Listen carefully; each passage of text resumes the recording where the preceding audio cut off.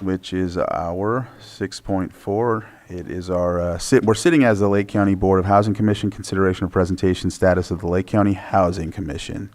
And we have Social Services Director Rachel Dillman-Parsons here.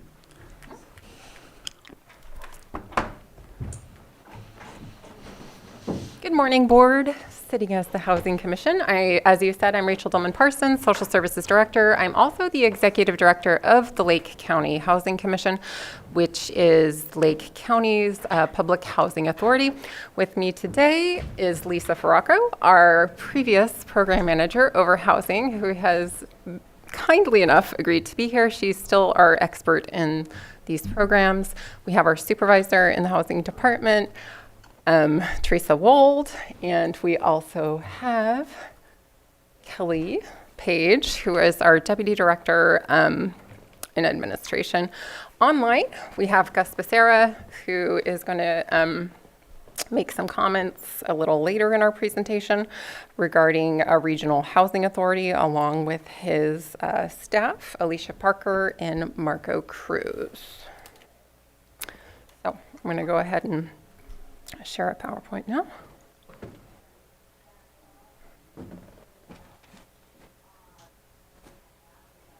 I know we have 15 minutes. I'm going to try and keep my bit to 15 or less. And everything is layering on top of each other, sorry.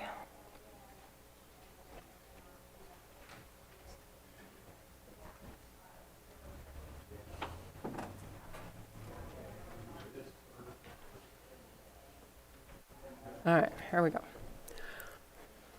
So this is just the introductory slide. This is going to be a status update which lands on our recommendation to improve services here in Lake County by voluntary transfer to the Regional Housing Authority. So where are we at here in Lake County with the Lake County Housing Commission? We're small and we don't have a lot of staff, nor a lot of funding. So we currently operate 3 Section 8 rental voucher programs. Those are the Housing Choice Voucher Program, which is for low-income families to secure safe housing.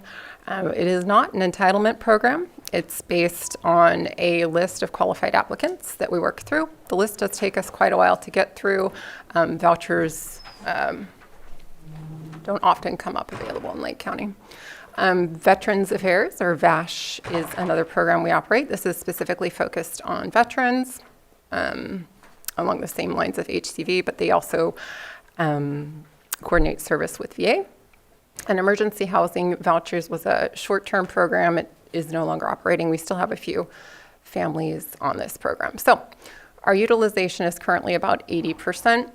Part of this is we froze issuing new vouchers in the new year with some concerns regarding federal funding. I think hopefully we're seeing things level out a little and we can potentially lift that and go back to issuing vouchers. So that's where we are at currently in Lake County. One of our problems is administrative funding. Just to grow services, we need staff, right? We would need staff to apply for grants. If we wanted to develop property, we would need staff with expertise in property development, which we don't currently have within my department. So in order to make housing currently work, the county has agreed to contribute a general fund and equivalent to 1 full-time employee caseworker. Although that would be $83,000 per year, we only had the position filled for 6 months last year, so it was half that the county contributed. In addition, we're covering about $280,000 out of Social Services Fund for administration. That would be for staffing to operate these programs. HUD is providing the funding for the actual vouchers, and just to have it on radar, we have some potential cuts coming in regard to reduced admin fees and housing assistance payments that we may see in the coming year. So, where does that leave us? How do we grow our program faced with all of this?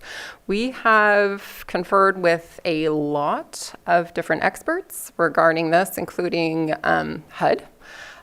We have spoken with Lisa Judd, who is the CAO in housing.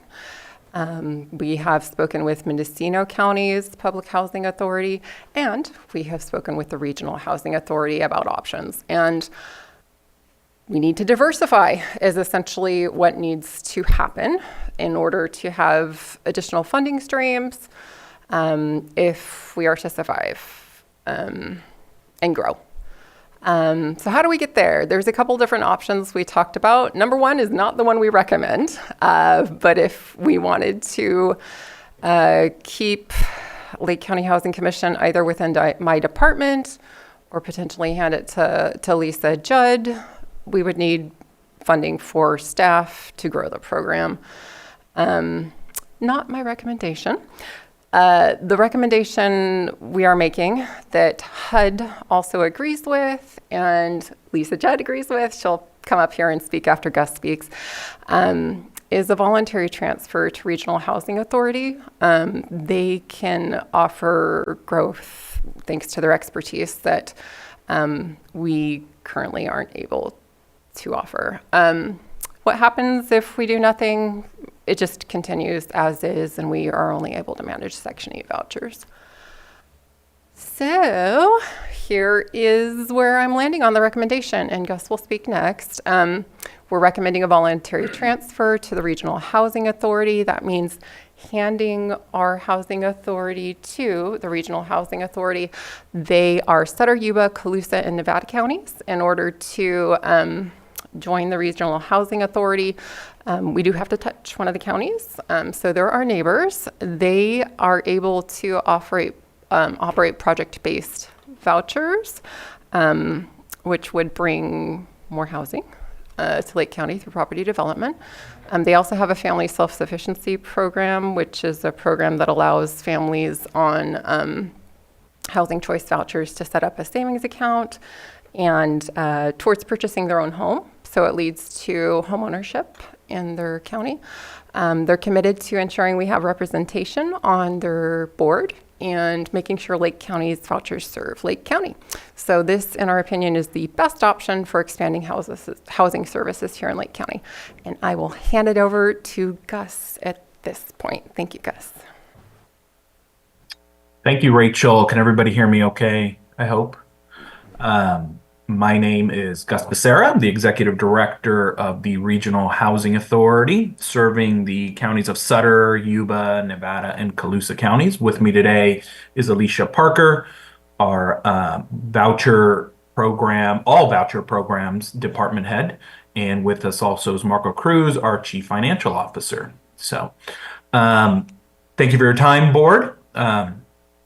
As Rachel mentioned, we serve 4 counties, but our genesis was Sutter County. At one point, probably going back 15 years ago or so, maybe a little longer, we were only the housing authority of the county of Sutter, and with issues similar to what Rachel explained to you.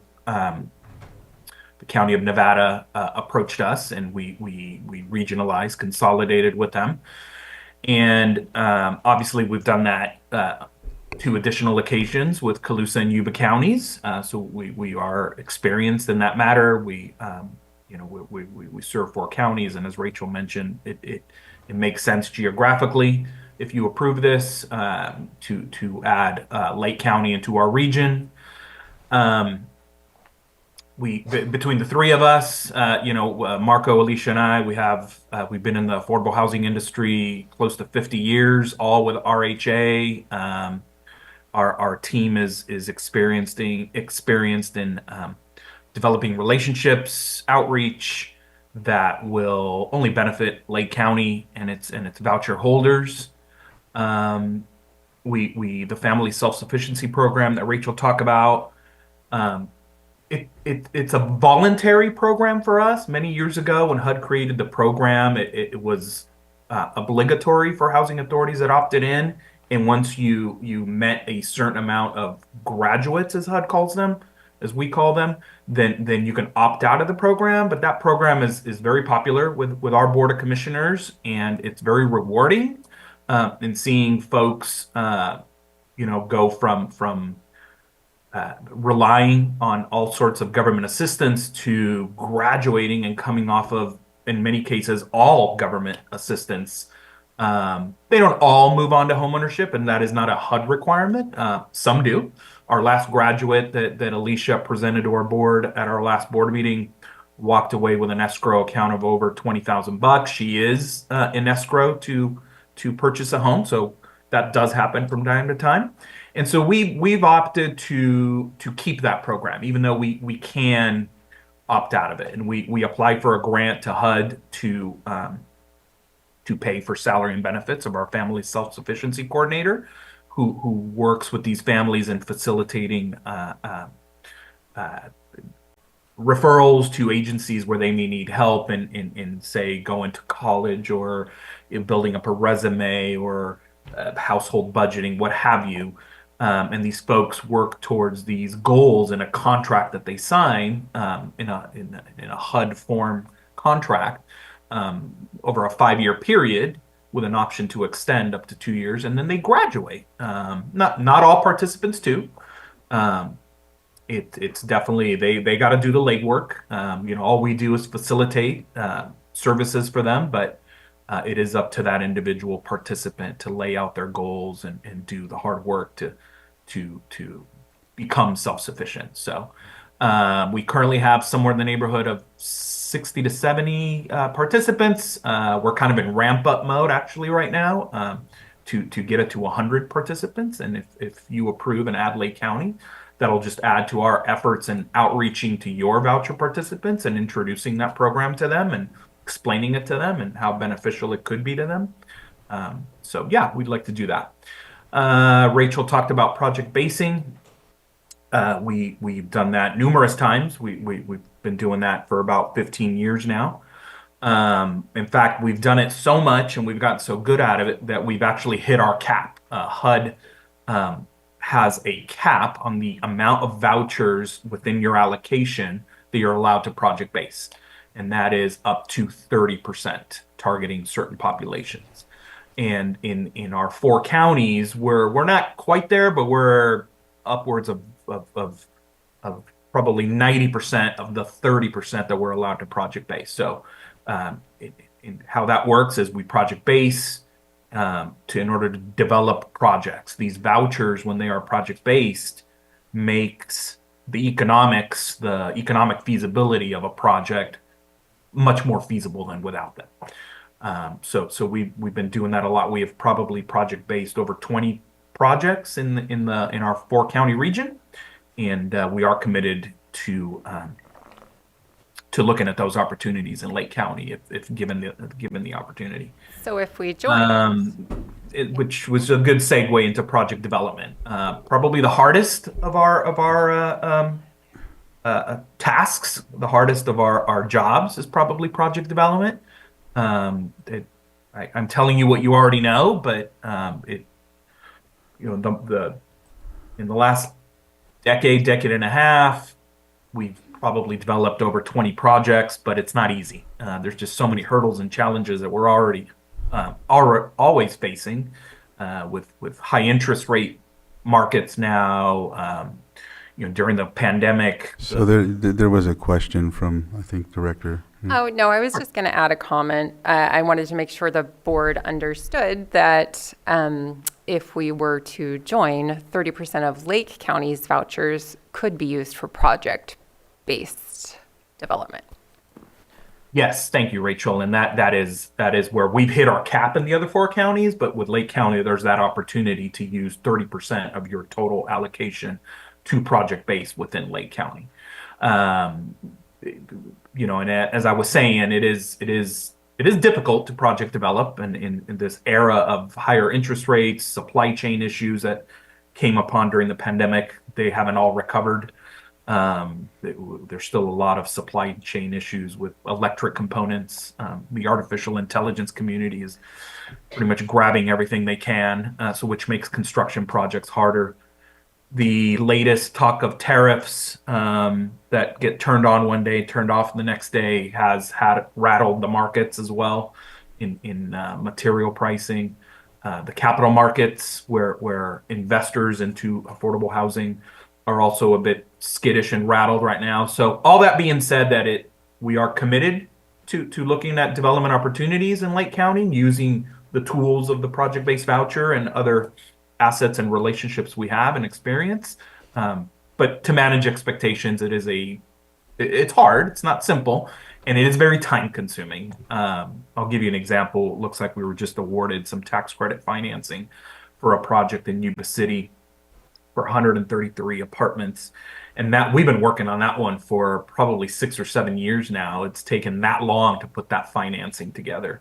That's probably the longest it's taken out of any of our projects. There's others that we've hit, a lot faster in financing these deals.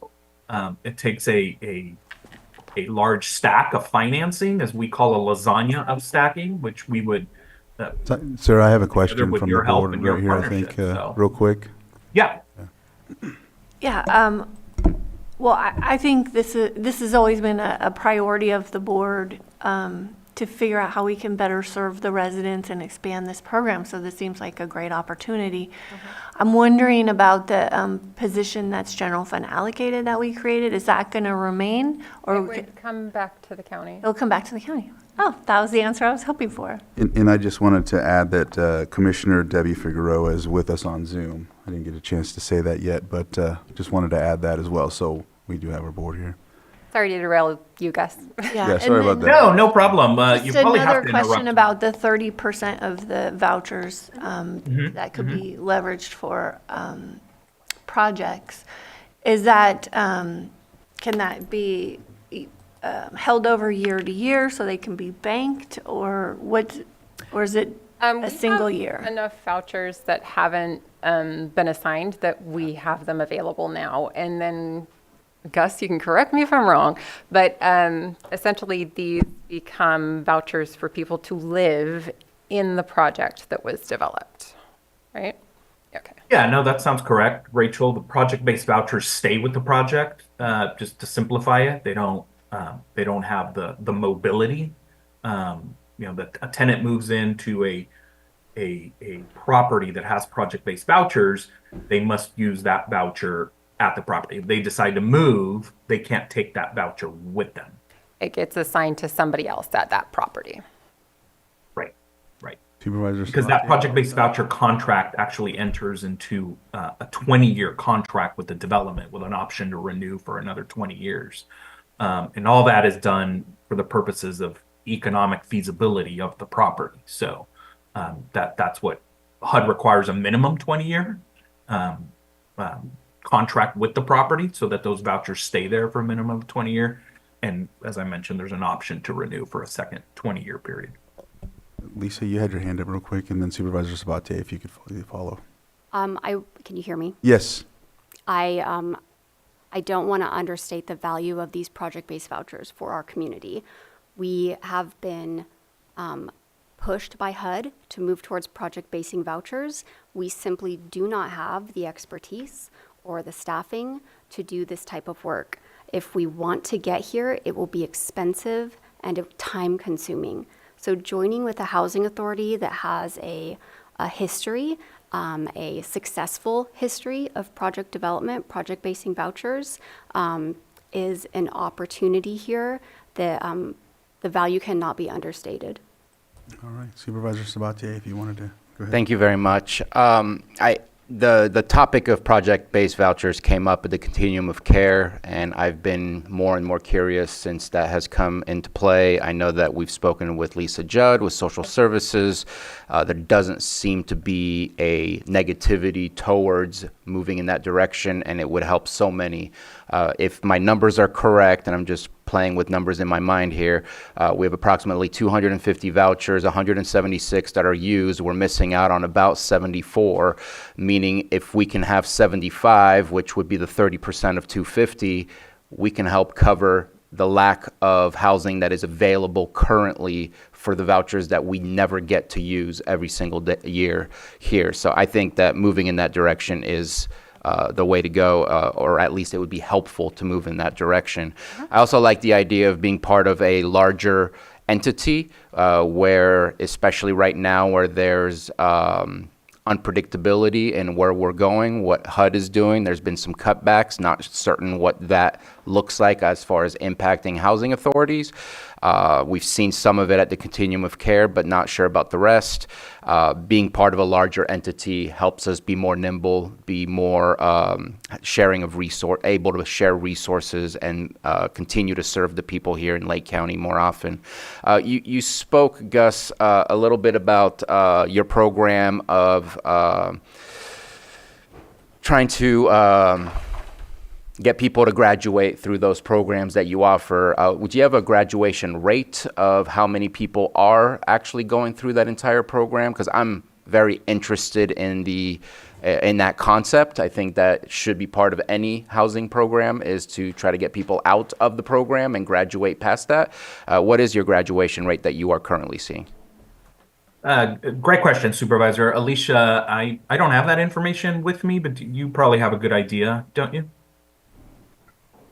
Graduation from the FSS program, it's a 5 to 7 year program, and right now we're seeing approximately like 60 to 70% of the graduations. Not everyone does not graduate for a negative reason, though. There's a lot of factors that go into graduating. Some of our folks actually go off the program before they're able to meet their goals, and the goals are the huge part for the graduation requirement. So even though that seems like a low number, we do have a lot of folks that go off for good reasons as well. Well, I personally think that number is much higher than I anticipated it to be, so I'm actually pleased with that. I do have another question, but it looks like you want to add something to that. Yes, please add. So the FSS program was a program we did have here in Lake County. It was very limited. We were not able to provide the homeownership, counseling, and a lot of the wraparound stuff that goes into that program. We had to slowly phase it out. We did have people graduate. We did have people buy homes here in Lake County with that program. It was successful here, but we were not able to hire that FSS coordinator position after multiple postings. We had to roll into just a standard case manager and let go of that program because we simply didn't have the expertise or the resources to run it here in our small agency. Supervisor Mtg. Thank you for that. Just another reason why looking at voluntarily transitioning out is the way to go. Just two more questions. One, when you do these project-based vouchers, do you own these projects, or are they owned by a developer that you contract with? And the reason I ask is I know my mind probably works in ways that may not be ways that are that we're able to work with, but if we can get those vouchers to pay back into the authority so the authority can continue to do more work rather than money going to outside entities where then we have to find new sources of funding. Do you own any of these projects at all? We own the majority of them, Good. Supervisor. So our agency is a developer. We're a developer. Okay.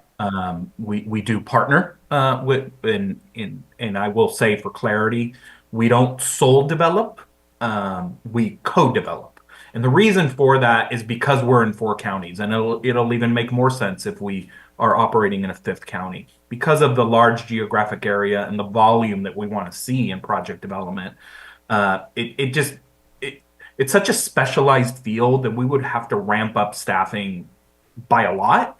And it's staffing that's very hard to find because it's such a specialized field that it is, we believe, we're putting more units on the ground by partnering. But with that being said, we are in the ownership structure. Out of the 20 some odd projects that we've developed with project-based vouchers, there's only 2 of them that we're not in the ownership structure. They're both in Nevada County.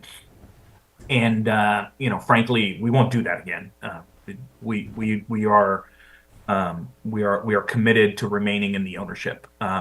It helps in a lot of ways. We're local, we're on the ground, and so if there's issues with property management or just what have you, it's better that we know about those than relying on a developer that may be from out of town, which could be the case in many ways. So being in the ownership structure definitely carries a lot more work and responsibility for us, but there's a lot of benefits to it. So yes, that's a long answer to your question. We are in the ownership structure on the majority of them. And I will also say that it is the housing authority's discretion to issue a request for proposals for vouchers. So we have to do an RFP. It has to be open and competitive.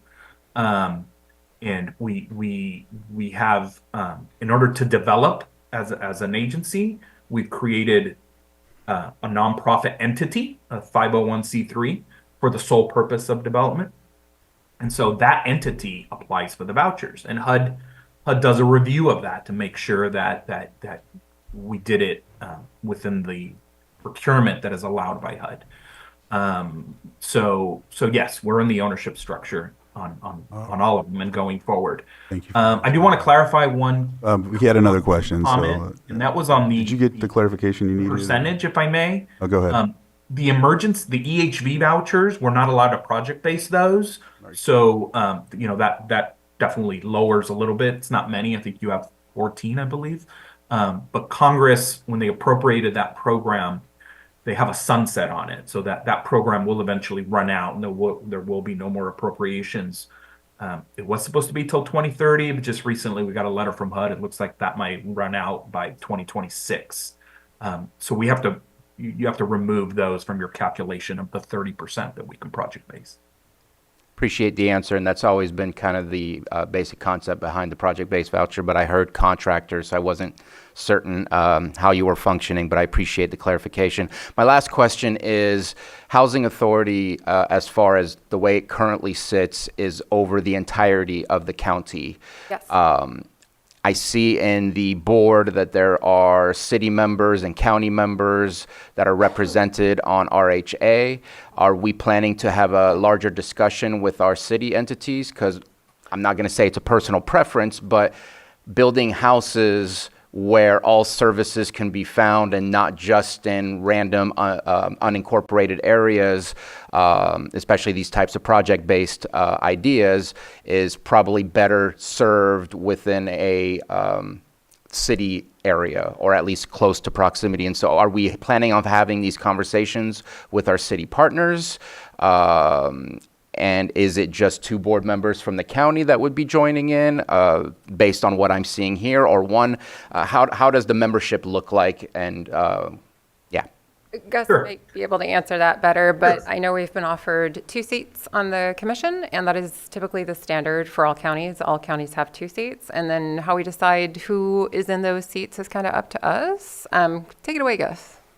Yeah, no, excellent question. Our bylaws do indicate 2 members per jurisdiction, and the majority of them, I would say all but one, seat 2 of them. There is one, and that is the city of Colusa. They opted years ago to only seat 1, and that's totally fine. We would like to know ahead of time so that our legal counsel can work with your legal counsel on amending our bylaws and our JPA. To just get that in writing, what your jurisdiction's desire is to seat 1 or to seat 2, so that it's clear in the documents that would be amended. As far as the cities, it's not my intent to go out there and add them to our board. In the 4-county area that we operate in, some cities are in. And those are the cities of Yuba City, Colusa, and Live Oak. Those are the only cities. It doesn't, as I mentioned earlier, it's all about relationships. And so if we're going to look to project develop, because you are correct, developing in the unincorporated area is much more difficult and in many cases impossible. That the majority of development is going to happen within your 2 cities within Lake County. you know, it not to exclude them, but there does come a point in time where how big is too big for a board. Currently, our board is 14 folks. There's one HUD required tenant commissioner, as HUD calls it, and that has to be a participant of one of your housing programs. In this case, this commissioner is a participant of the voucher program, and then we have 13 other members from jurisdictions. I would say roughly half of them are elected officials, and you probably know some of them. And then the other half are appointed by those jurisdictions. So that is an option Lake County could have if they opted to seat two. Is like some of our other members. Some do one elected and one appointed. Some do two elected, and as I mentioned, the city of Colusa does only one, and that is an elected. The bylaws don't specify that they have to be elected or not. It could be one or the other, or a hybrid of the two. But yeah, I mean, I think if we are going to look to project develop, just like any other developer, we'll have discussions, we'll have conversations with your cities. I don't want to say that it's my preference to exclude them on the board. It just, then you're just adding additional layers of oversight and what have you. But you know, we'll definitely could entertain that. And I appreciate the response. Thank you very much. Sir, you have your hand up. Yes, wanted to add? and so I wanted to make something clear about the project-based vouchers, and I know we're really trying to manage expectations in the last 2 years. Development has become much more difficult. However, we're still developing. We have a project that's about to close on the construction financing in the next couple months, and we're still doing a lot of work in that arena. If it wasn't clear before, these project-based vouchers are a leverage tool. And so I'm doing some very rough mental math here, but for every project-based voucher that we've been able to assign to a particular development, we've been a ratio of 1 to 4. We get an additional 3 affordable units into that community. It's not just going and hey, we have a project-based voucher in this community, and that's a great thing. No, that project-based voucher actually produced 3 more affordable housing units in that community. And so we've gotten very good at determining just how many PBVs a project needs, and then leveraging that for the community for even more units. That's a great point, Marco. Thank you. Thank you. And I will say that there has been advocacy, and it's just growing year after year because it needs congressional approval to expand or to increase that 30% cap that we're allowed to project base. There's been many surveys done by advocacy agencies in around the country, but in California, that many housing authorities are hitting their cap, have already or are about to, within a couple of years. And so that has produced a lot of advocacy. A bill was written authored by Congressman Panetta from the Santa Cruz district to expand it, and it hasn't really gotten to the president's desk yet because it's such a small bill, for lack of a better word. So it needs to be packaged in the right bill.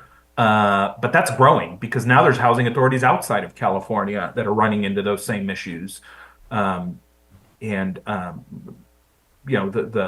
ask, I think, of Congress from advocacy has been to increase it to 50%. We believe that if it does get passed into law, it'll probably end up at 40.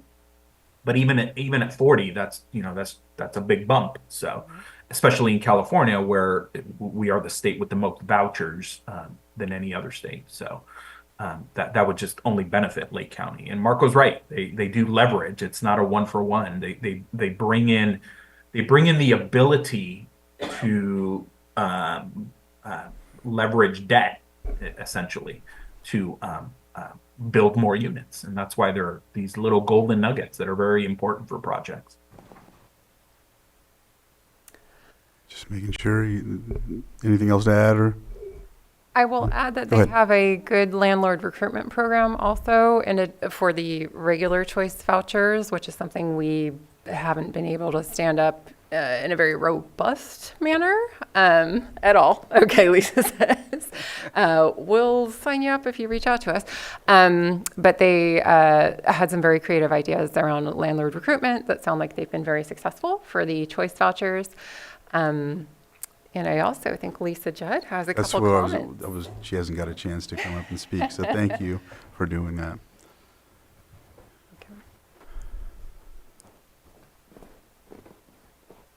Good morning, Board. Thank you so much, Lisa Judd, Deputy County Administrative Officer for Housing.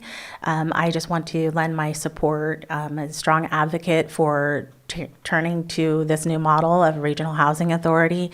The voucher program is very highly regulated, and it takes a lot of technical expertise. And I think that by allowing our voucher program to grow, we're going to be doing a service to our community. One of the things that I've noticed here in Lake County is that we have a very small voucher amount of vouchers for our community, our size. And this is not, I wouldn't say in proportion to what you would expect. And part of that is because we haven't grown our voucher program. So we're talking about project-based vouchers, but we're also talking about growing the program so that we can have more vouchers in the future. I think that a population our size, we should have a lot more vouchers. And my hope is that the regional approach would allow us to grow that program so we could have more vouchers. I do have one question, though, for Gus, and that is if you're at your cap for project-based vouchers now, and adding Lake County would allow you to expand that, would we be guaranteed to have those project-based vouchers in Lake County? Gus? Oh, I mean, most definitely. I think it would be kind of career suicide for me if we regionalized with Lake County and said, thank you, I have a couple projects in Sutter and Yuba County, and I'm going to use your vouchers to project base over there. I mean, you know, we wouldn't do that, and it's not what we do. You know, we're not an out of town developer that comes in and, you know, we're here. We've been here since 1946, 47, I believe, is when the Sutter County Housing Authority started, and we've demonstrated to Colusa, Nevada, and Yuba counties that through relationships and experience that we're you know, we want to help the communities. You know, we look at it, we look at each county and each city as its own independent community. And even though there is that flexibility, and it's a great question, even though the HUD regs would allow it, we don't do that. You know, one of the things you talked about is adding vouchers. That is very hard to do. There's very few opportunities when HUD says, hey, we have new vouchers for you, apply. That rarely happens. So I just want to be clear on managing that expectation. They're kind of like Halley's Comet. They come around very few and far between. I would say in the last decade, we've been able to add the mainstream voucher program, and each county got an allocation of those. EHV, as we mentioned. There has been a couple of opportunities to increase VASH vouchers, and we jumped on that opportunity. And then relatively new to us, and we would love to talk with your staff if given the opportunity to regionalize, is there's a voucher program known as FYI, and that is called Foster Youth Initiative. And Alicia, you could speak to that better than me, but isn't it for foster youth that are aging out? And they get the preference on this voucher and then housing for that target population. Is that correct? That is correct. They're Yes. referral based from service providers. We would enter into an MOU, and then we would receive referrals for qualifying youth, and they would receive a voucher that, while they're on the program, works like Section 8, the HCB program. It's rental And subsidy. correct me if I'm wrong, for the benefit of the board and Lake County staff, that's still an over-the-counter program, whereas if Lake County says, hey, we can use 10 of those, that we apply to HUD for 10, and there's no like window of opportunity to apply for, right? Like we can just over the counter. Correct. Great, thanks. So that's something we would love to bring to the table if your specific service agencies are in need of those kinds of vouchers. So those are the few opportunities where you can add vouchers, thankfully. There's also non-elderly disabled in conjunction with the regional center. for those adults who are not elderly but are disabled and need additional support. Does Regional Housing Authority have those non-elderly disabled?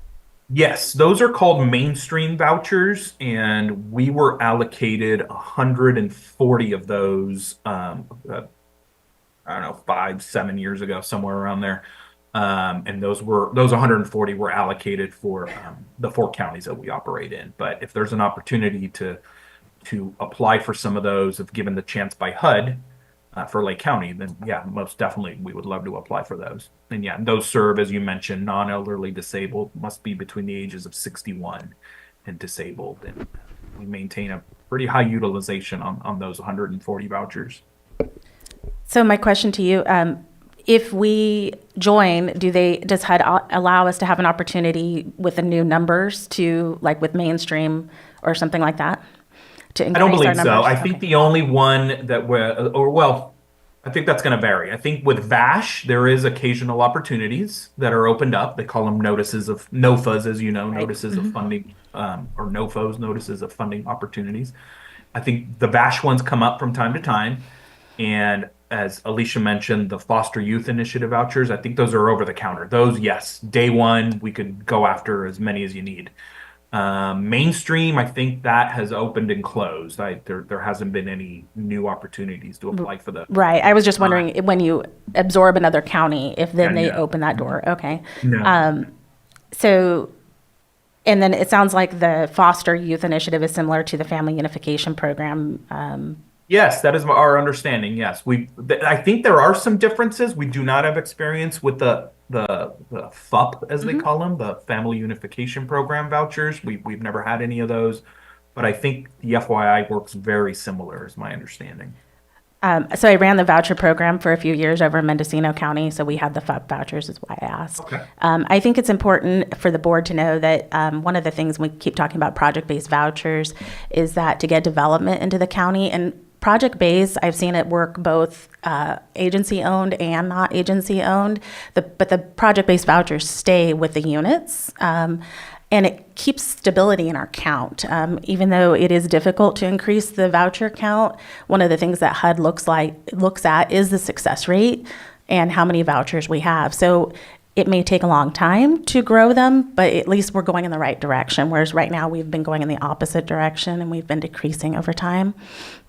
Those project-based vouchers are a given. So where people come and go off the program, those project-based vouchers are stable. So that's also something to think of. And then I don't know if the Regional Housing Authority does this, but I know that you have the possibility, if you're on a project base, to switch over to a housing choice voucher typically after a year. There's a possibility for transition if those vouchers are available. So that's something else to think about as well. Yes, no, you are correct. The project-based voucher participant, if they meet certain conditions, does have a mobility or portability option. And Alicia can correct me if I'm wrong, but if someone's using a project-based voucher at a property and now a minimum of 12 months have gone by and they want to move for whatever reason, I believe if they are in good standing with that landlord ownership, good standing defined as not owing any rent, they haven't damaged, they don't owe any money for damages, what have you. And there is a voucher available, meaning there's budget to issue a voucher. I believe Alicia and her team maintain a project-based voucher mobility separate wait list. Is that correct, Alicia? That is correct. We have a choice mobility waiting list. Voice. All right. Okay. Well, thank you for that. I'm going to open to the public real quick, unless you have something else, Lisa. Nope, that's just it. to Thank make you. sure, and then we'll come back to the board.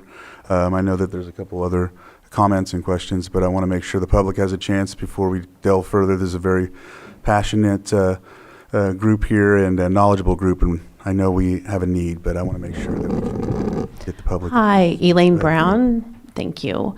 I just heard you say that it was till 2030, and then Congress is, I think you said Congress said now it's just 2026.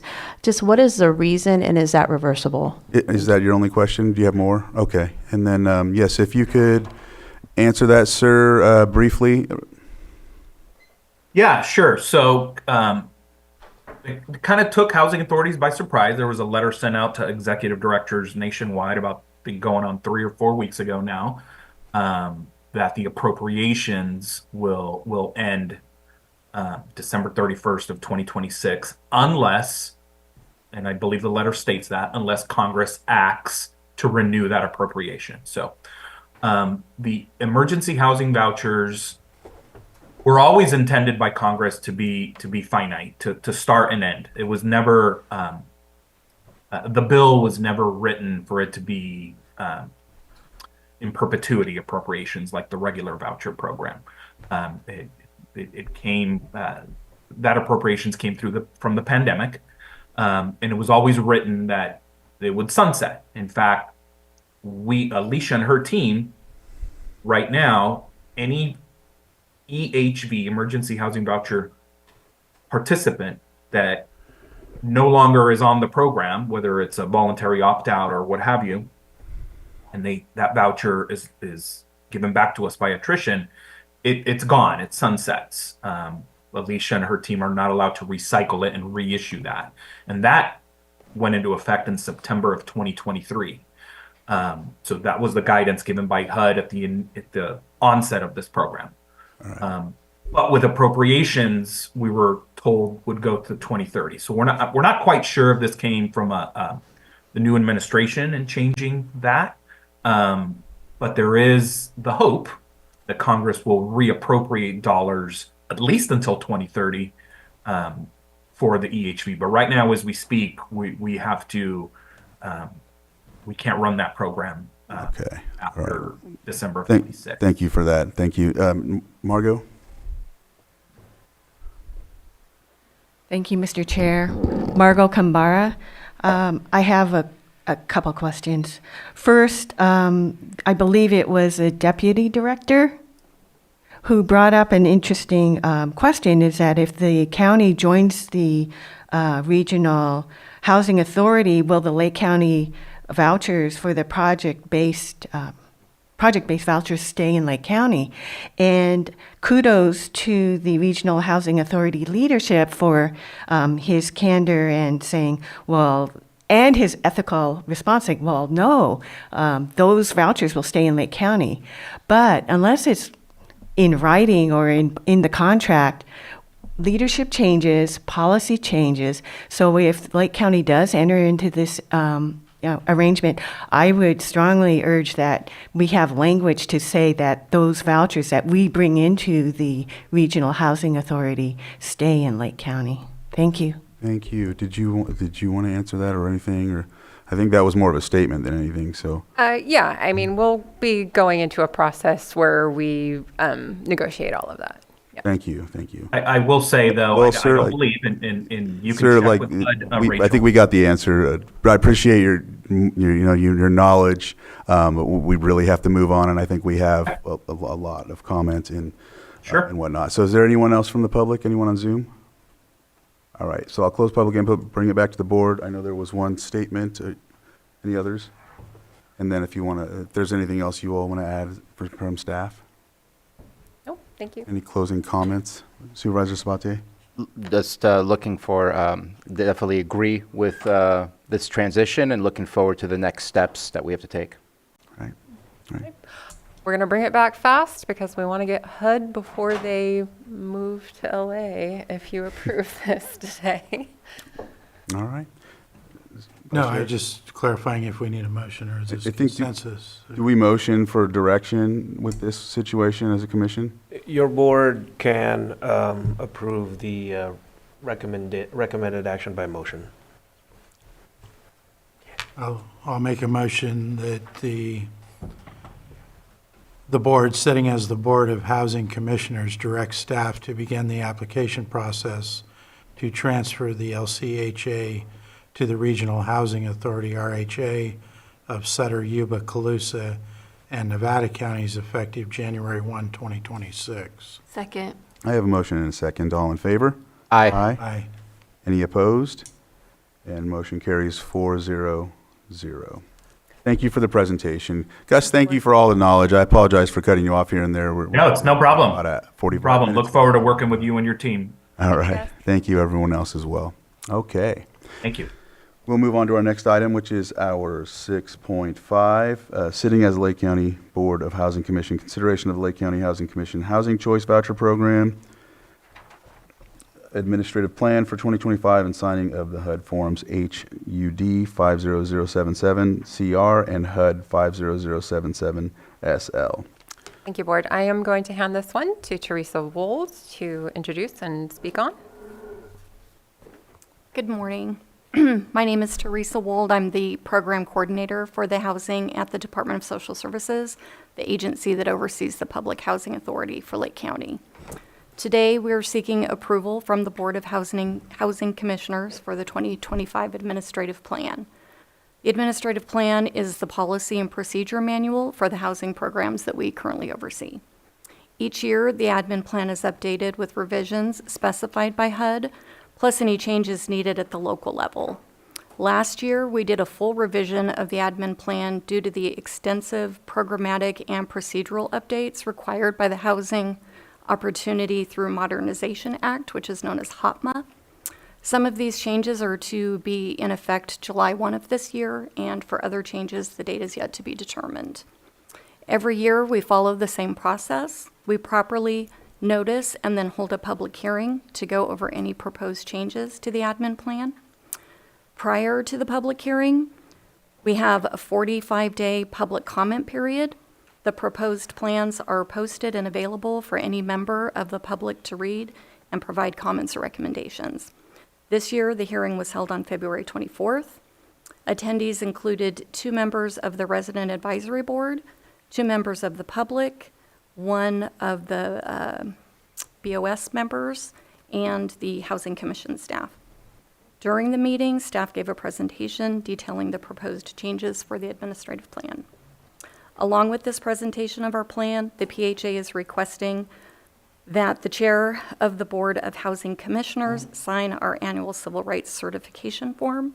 The form is a statement verifying that we will perform our duties as required by HUD. And if there are any questions from the board, I'm happy to answer those. Go ahead. And don't mean to create a clarification, but there was 2 board members of the Board of Supervisors that were there. I think I arrived late, so that probably might be the reason for that. Thank you. But I did appreciate the presentation and the understanding. It's such a large document. It is something that probably would scare people away from the program. I'm thankful for all the team members that help guide people through the process rather than dumping them with 900 pages of stuff to read.